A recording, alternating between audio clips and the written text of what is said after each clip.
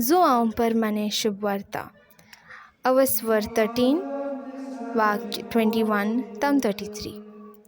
इतले सांगून जेजून आपणा भितरच कळवळोन म्हळें, सतत हांव तुमकां सांगतां, तुमचे भितरलो एकलो म्हाका विश्वासघातान पराधीन करतलो.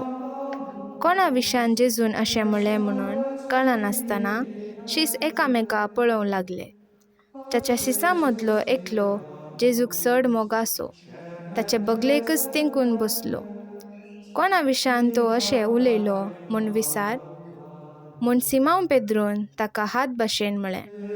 देखून त्या शिसान आपली तकली जेजूच्या हरद्या कुशीन बागोवन, सोम्या, तो कोण म्हूण विचारलें. जाका हांव उंड्याचो कुडको बुडोवन दितां तोच तो म्हणून जेजून जुदासाक दिलो.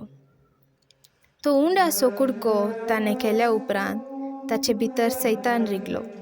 तवळ जेजून ताका म्हळें, तूं करूंक वेताय तें बेगीनच कर.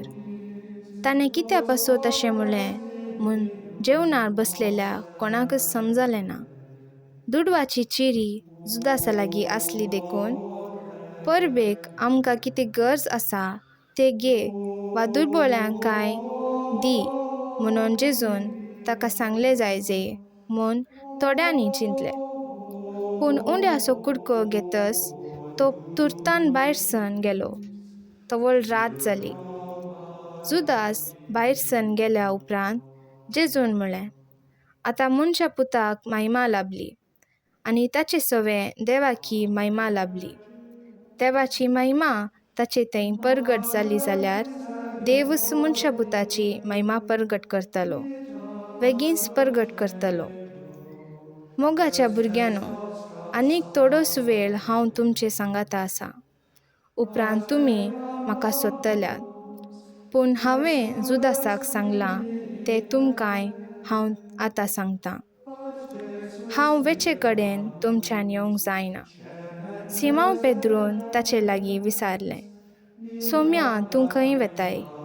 जेजून जाप दिली, हांव वेतां तें तुज्यान आतां वाट धन येवंक जायना, तरी उपरांत तूं येतलोय.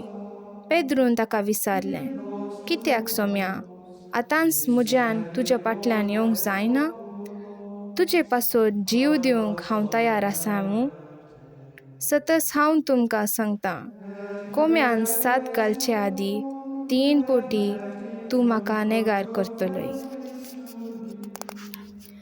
देवाचें उतार हें. वाकणी तुका क्रिस्ता.